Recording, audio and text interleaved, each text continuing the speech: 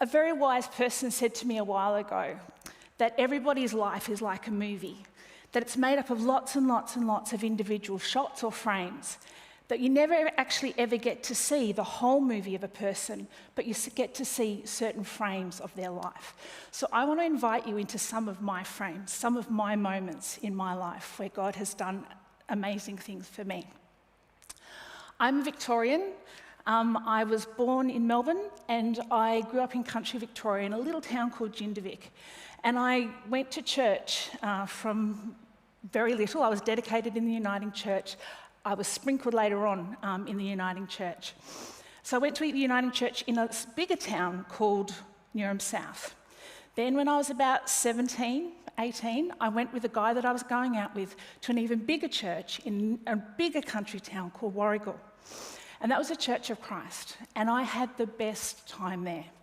I got to experience everything about church life, had some great friends. I got to explore my own ministries, my own abilities. I got to worship lead. I got to do a lot of stuff in children's ministry. I got to do a whole lot of creative stuff, and I just had a ball. But I was 17, and I had all these great plans of what life was going to be. Then I broke up with the guy. I didn't get into the uni course that I wanted to get into in Melbourne, and I can't remember what the third thing was. Anyway, life changed, and it wasn't what I expected it to be. And I was lost. I didn't know what I was doing. Then 3 elders approached me one day and said, "Michaela, we want to sponsor you to go to Bible college." Now, that was completely out of the realm of what I had been planning for my life. It was so left field that I was absolutely in shock. They said, "We will pay for your tuition, but you need to get yourself there and you need to pay for your life once you are there." And we're not talking about another country town where the Bible college was. We're not talking about even Melbourne. They said, "We want to send you to Wollongong." So I was kind of in a bind. I spoke to my parents about it. They were anti it. They didn't want me to go. But the church was saying, "Yes, go." So I did what I should do, and I prayed. And I said, "God, if this is your will, I'm happy to go. I'm happy to pack up my life and go. Nothing as I had planned has come to pass. So whatever you want for me, I'm happy to do." I also was a bit cheeky, and I asked God for a sign. I said, "I really need to know that this is your will. So if it's okay, can you just please give me the money that I need to go to get there? If it's a job, that's fine, but I just need to know, I haven't got long, I just need to know that I'm meant to go. And if you could give me the money, that would be great." A couple of days later, I was at another friend's house, and a guy walked up to me and he said, "Michaela, I hear you're going to Bible college." I went, "Well, we're just going to see about that, not quite sure if that's happening." And he pulled out an envelope and he gave it to me and he said, "Michaela, this is what I believe God's calling me to give you." And I opened it up, and he'd done his research, and I'd done my research, and it was the exact amount I needed for a fare to get on a bus to go from Warragul interstate to Wollongong. I was gobsmacked, but I was like, "Okay, let's go." And I jumped on a bus, I packed up everything, I rang the dean of the college, and I said, "I'm coming." I don't remember doing paperwork, I don't remember any of that kind of stuff, but I must have done something, I don't know. I got on that bus, and I honestly, literally didn't know who was going to meet me at the other end. I had no idea who was going to pick me up from the bus. I did not know where I was going to sleep the night that I got there. I didn't know where I was going to live for the year. All I knew was that God had wanted me to go, and God would sort it out. I had that much trust. I had the best year in Wollongong. I met people that changed my life. I was challenged in ways that I can't even describe. I just had the best year.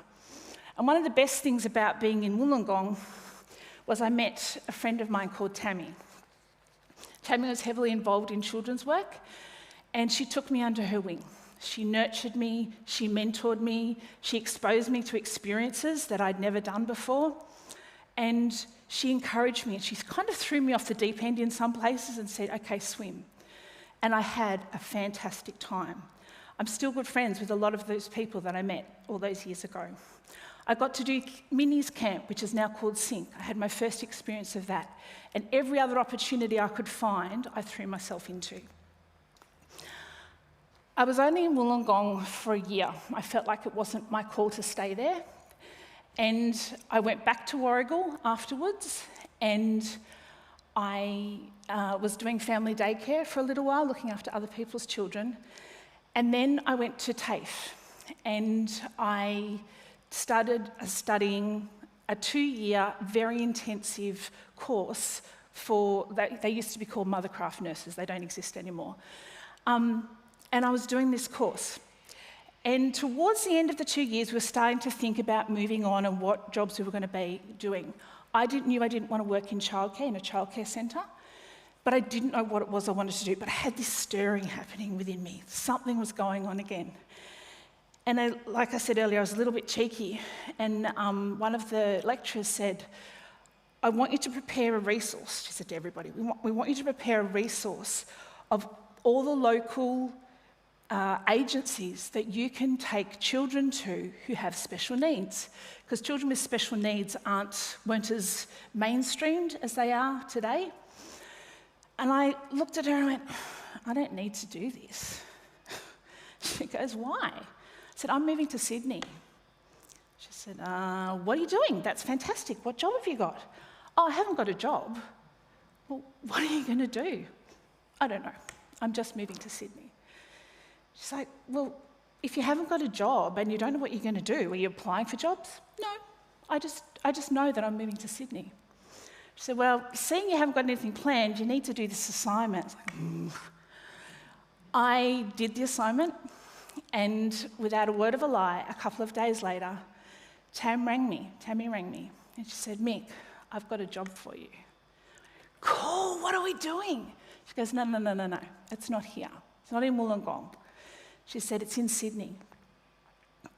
It's working in a refuge for women and children who are victims of domestic violence and homelessness.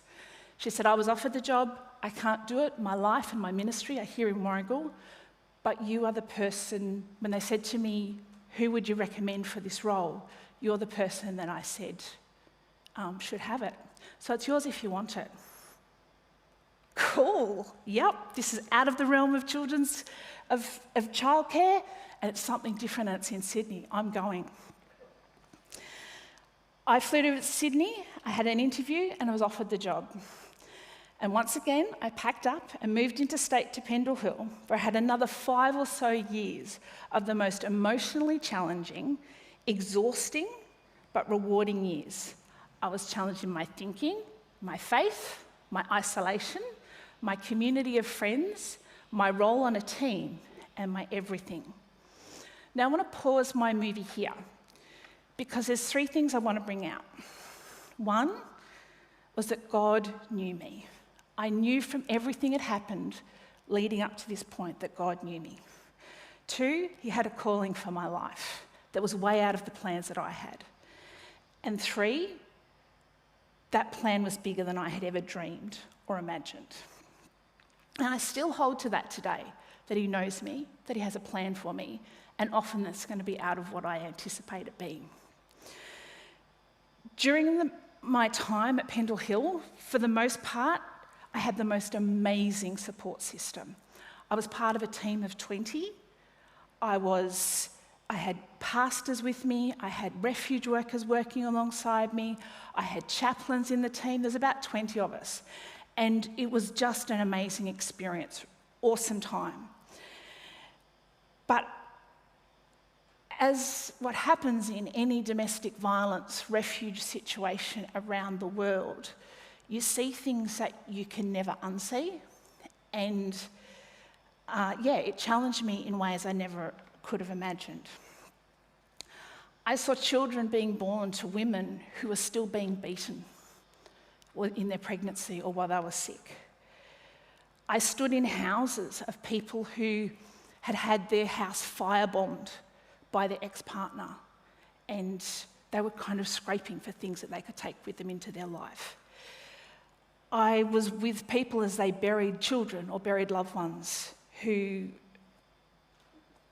horrible things had happened to. I helped settle refugees in a country that they walked off the plane with just their suitcases. I watched children being taken off their parents and be driven away screaming out the back window. And I remember I had my life threatened at times by women who were just so frantic about their own life that they were just angry.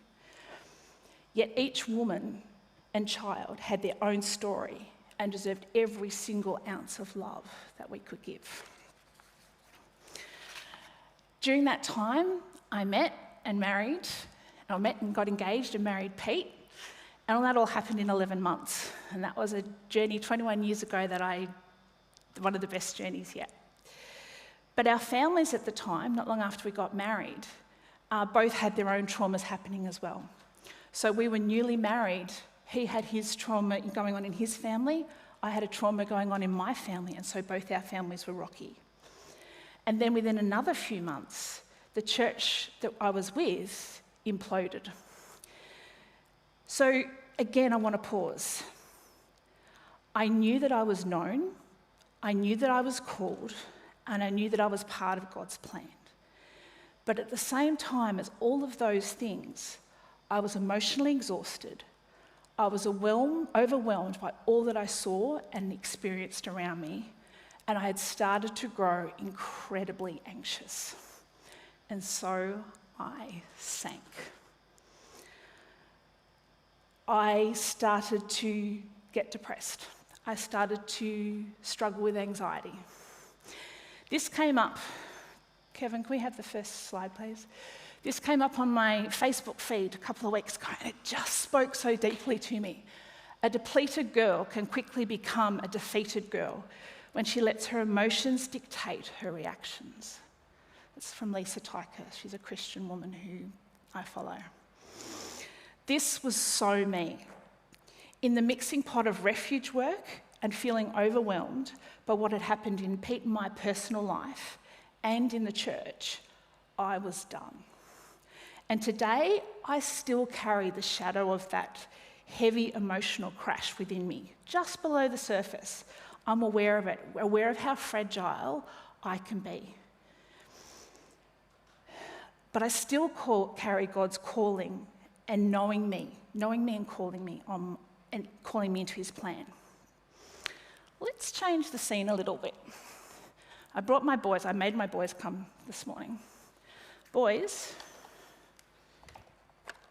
who's this? Pardon? I can't hear you. Martha. This is Martha. And Martha is a really important part of my life because during the week, she sits in one corner of our kitchen and she's up against a base and she's got a blue and red light and it flashes all week like this. And then on Friday mornings, because that's my cleaning day, I pull her out and I press, she's not going to work, that's okay. I press a button and I set her free in my lounge room, and she does the most amazing job. She spins around and she bashes against things and she goes in all directions. And my lounge room goes from being to looking pretty good. I call her Martha, and my boys know that I call her Martha. And Taj the other day during the week came out, she was going, and she goes, "Oh, look, Martha's going." Yeah. I call her Martha because I relate to her so much.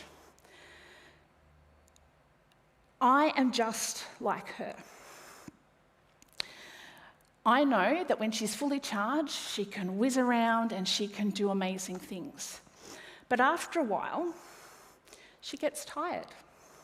She jolts, she whines, she beeps at me, and she starts to move slowly and become full of grot and stops being as effective. I am just like her. For within my doing of life, whether that be in my job that I now do, working for mainly music, where I help churches all over Australia start up a Mainly Music. I walk alongside churches in their process. And I also help churches in Sydney, Newcastle and the ACT. And I look after their team leaders, calling them regularly. How are you doing? What's going on for you? How can I resource you? How can I help you? What do you need? How can I pray for you? Or whether it's in my job or as a wife and a mother, which are two roles I cherish deeply and I value the highest, or just in life in general, I can easily become emotionally exhausted, overwhelmed and anxious. I'm not proud of it, but I'm learning to work with it. Next slide, please. In Luke 10:38, we read, "As Jesus and his disciples were on their way, he came to a village where a woman named Martha opened her home to him. She had a sister called Mary who sat at the Lord's feet listening to what he said. But Martha was distracted by all the preparations that had to be made. She came to him and asked, 'Lord, don't you care that my sister has left me to do the work by myself? Tell her to help me.' 'Martha, Martha,' the Lord answered, 'you are worried and upset about many things, but only one thing is needed. Mary has chosen what is better, and it will not be taken away from her.'" In this story, Mary was doing stuff for Jesus, but still busy doing. Martha was doing stuff. Mary was sitting at Jesus' feet and listening. Martha was tiring herself out, getting overwhelmed and getting anxious, just like I do. Mary was being quietly filled and renewed. I have known for a very, very long time that I don't do sitting at Jesus' feet well. I know that my base natural instinct is to go, to make something happen. And I tend to race into things saying, "Come on, God, keep up. God, we've got things to do. Let's go do this. Let's go do that. And by the way, while we're on our way, can you just bless it and make it happen?" I also know that if I want to do things well for Jesus, regardless of everything else that's going on around me, I need to regularly, like Mary, charge the Martha space within me, to sit and to be, to listen to Jesus, to have my cup filled, and to hear his words of love and delight and instruction pour over me, to have him sing over me, like is promised in this next verse in Zephaniah 3:17. "The Lord your God is with you. He's the mighty warrior who saves. He will take great delight in you. In his love he will no longer rebuke you, but will rejoice over you with singing." And these words were spoken over me not long ago. More and more, I feel like Jesus is asking me to simply sit at his feet, like Mary, to do as Jesus said, what is better. And even though I know it's better, I find it really, really hard.